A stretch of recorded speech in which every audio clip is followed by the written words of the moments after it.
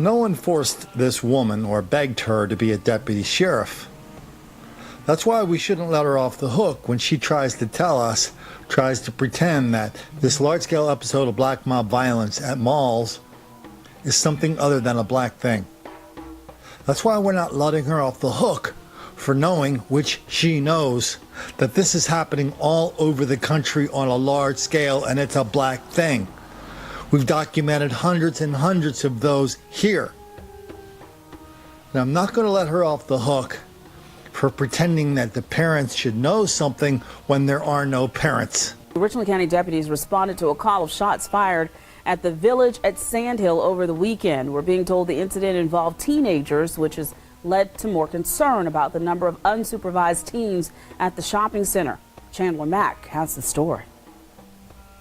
We always want to make sure that, teenagers are safe, right? I mean, that's what everybody wants, to make sure that, when they go out, they come back home safely. This video shows a fight that occurred between teenagers Saturday night at the Village at Sandhill. Dozens of social media posts from the community expressed concerns about the incident. Captain Maria Ituria with Richland County says they got calls from people that night worried about what had happened. On Saturday night, several people called dispatch to have deputies respond to various of calls. There was a lot of people that were calling, and so the calls were coming into dispatch from, teens fighting to teens disrupting traffic to shots fired. No one was shot or injured during the incident, but many folks were still worried about the number of teens in the area, even with a curfew. That curfew issued by the Village at Sandhill states that teenagers must be accompanied by an adult after 6 p.m. The Village at Sandhill didn't comment on the situation, but Captain Ituria has advice for Midland's parents.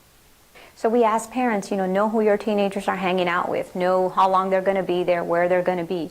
If they're there to go watch a movie, know what time the movie ends and what time they should be home.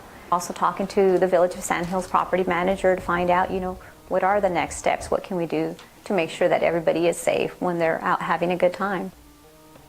At least no one was shot, we heard several times during that report. What we didn't hear was this, but this is equally true.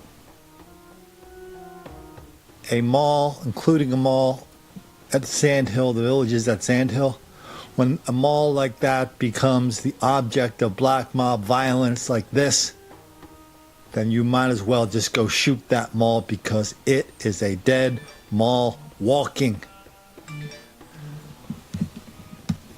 And no,